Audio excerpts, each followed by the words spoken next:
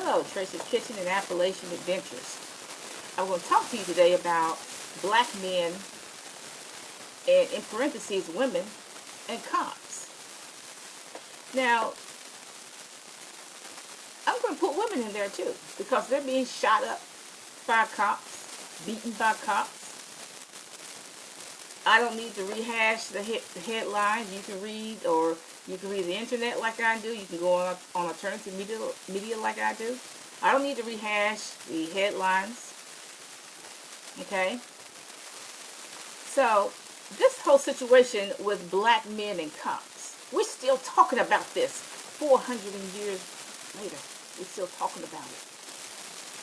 It's the oldest bully situation in the world. It happens wherever blacks and whites are on the same continent.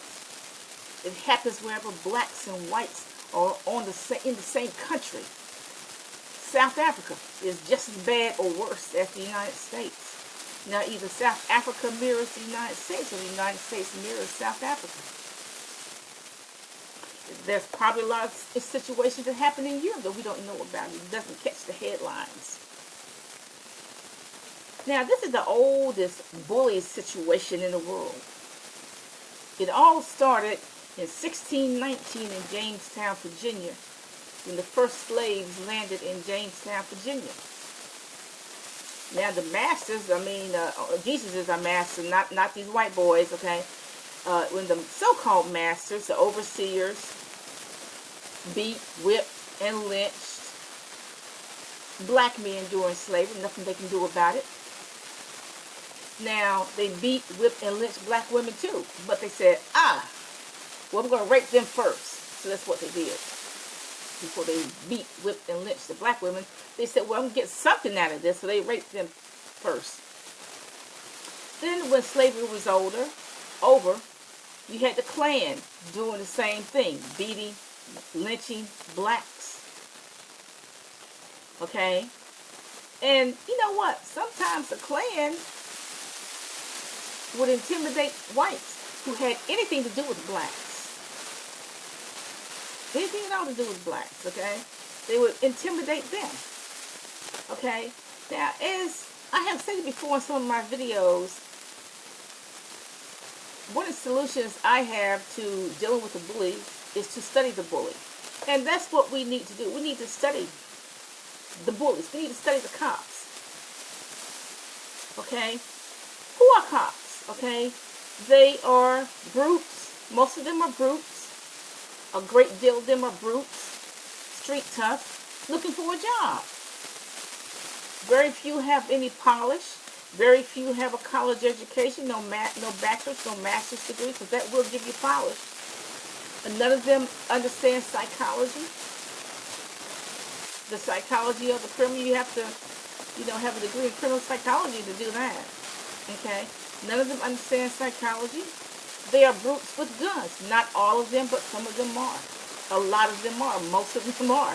Brutes with guns. Let's get guns. Let's get real for a minute. Not all cops are bad. I'm going to admit that. I probably should have gotten more tickets than I have received over the years. But the cops didn't give me a ticket. But I probably should have gotten more tickets than I did over the years. But they didn't give me tickets. But they're nice. I've had some nice encounters with cops. One of them helped me get my car started again. Gave me a jump start. And they talk to me like I'm a human being. Okay? They just want information. Did you see this? Did you see that? Whatever. Okay? But we have to be real. We have to be honest about these cop situations. Okay? When a cop see a black man, especially if he has dreads, they're thinking, even if the guy's minding his own business, the cop is thinking, let me see what he is doing. Even though, let me see what he's doing, because I think I'm going to kill him. Okay? Now, never mind that the black man is not bothering anybody. He's not doing anything. But the white cop's thinking, okay, let me see what he's doing. I'm going to go over there and stick my nose in his business. And then I'm going to kill him. I'm going to shoot him. Okay? Now you gotta understand the white man. The white man likes to micromanage blacks. They like to micromanage everybody. They've been micromanaging blacks since slavery. They tried to micromanage the Indians, and they rebelled against it. So then they put them on reservations to micromanage them. Okay. They like to micromanage blacks. Tell us what school to go to, what to major in, where to live, where to work. Okay?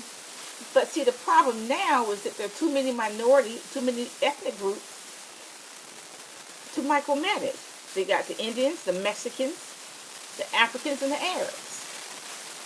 And that's what the white man says when he means he's losing control, because he wants to micromanage all these ethnic groups, and he can't, because there's too many of them. And the Muslims, the Arab Muslims, sure ain't gonna let nobody micromanage them. They like to micromanage themselves, okay? So why would they let some white man who's not a Muslim micromanage them? They're not gonna allow that. They already have crazy, y'all. But anyway, so that's really what Donald Trump's campaign was about. Let us go back. Let the white man go back to micromanaging people. Let them go back to controlling people, micromanaging people. Okay? But the problem is none of these ethnic minorities are going to stand for it. Okay? But a white cop will see a black man, particularly with dreads. He could be minding his business, but the cop's going to stick his nose in that man's business. He could see a group of black men, and they just sitting on a corner. Some of them have dreads, some don't. The pants are hanging down, and the cop's going to stick his or her nose in their business. When the truth is, they should leave that situation alone. If they see a group of black guys with guns, not with guns, but just on the corner with dreadlocks, leave that situation alone. They ain't doing nothing. Okay?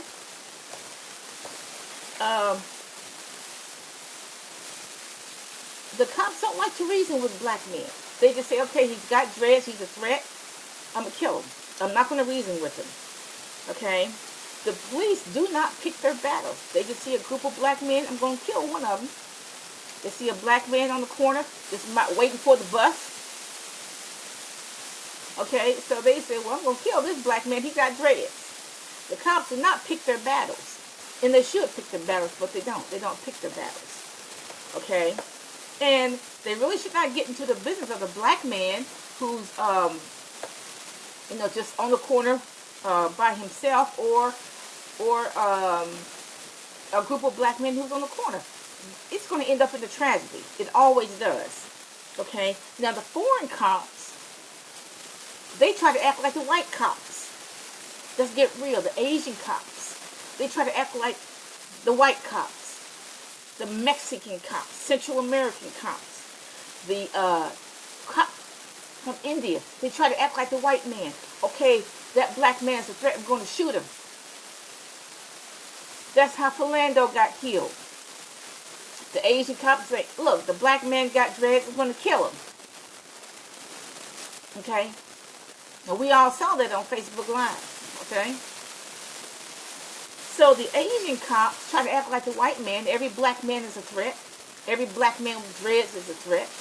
The Mexicans don't like the blacks anyway. Let's get real for a minute. The Mexicans don't like the black. Mexicans, Central America don't like the blacks anyway. So you got the Mexican cops hunting blacks like dogs. They're going to find an excuse to kill them. That's what they do. And then you got the Indian cops who don't even understand this culture. But you know what? Look, they're saying, the Indian cops are saying, look, the white man says the black man's the enemy. He's got to be killed. So when I see a black man, I'm going to kill him. Die. Okay? So, the only recommendation I can recommend is to comply. Okay? It seems like I personally talk in a soft voice. I do not raise my voice at the cops. Because once you start raising your voice, you're getting them riled up. And they're going to draw the gun. It's going to be a tragedy. So I talk to cops in a conversational tone. And that's what I'm suggesting to blacks do. Talk to him or her in a conversational tone. Don't use any profanity. Just comply. If the cop tells you to get out of the car and raise your hand, why is it so hard for you to do that? You got to think. Because that cop is not thinking. All he's thinking is, I'm going to shoot you. because I don't like you. You're a black man. I'm going to shoot you anyway. You got about a 90% chance of being shot anyway. So what I can tell the black man is comply. Do not talk back to the cop. Keep your voice down in a conversational tone and lift your hands up. Just comply. It'll be over with in about 5 to 10 minutes. Okay? Because once you start screaming and hollering, you get the cop riled up and he becomes a shark, which a shark is pure predator. He becomes a shark with a gun. So, I do recommend you just be quiet and try to get out of that situation. But the more you run, if you run from a cop because you're a felon with a gun, you know, the cop's going to shoot you right then and there. You're going to get shot in the back. He's not going to, especially if it's a fat cop, y'all. Okay? That fat cop is not going to try to chase you anywhere. Okay? You're a felon with a gun. The cop is frisking you. Okay? So you're going to be an idiot and run from the cop. You're going to run from the person with the gun. That fat cop is not going to bother to chase after you. He's just going to shoot you in the back and you will be dead and gone to hell, and that's it for that. Okay? So if you're a felon with a gun and a cop is about to frisk you, what you should do is just take your punishment. Okay, I'm a felon with a gun. I shouldn't have had it. I don't know what the punishment is. Deal with it, okay? But I definitely suggest, you black men, you just be quiet. The more you shut up, the better. Okay, because what you're dealing with, the more you talk, the more you riling up that cop. And he becomes a shark. He becomes a predator with a gun. That's my take. Have a nice day.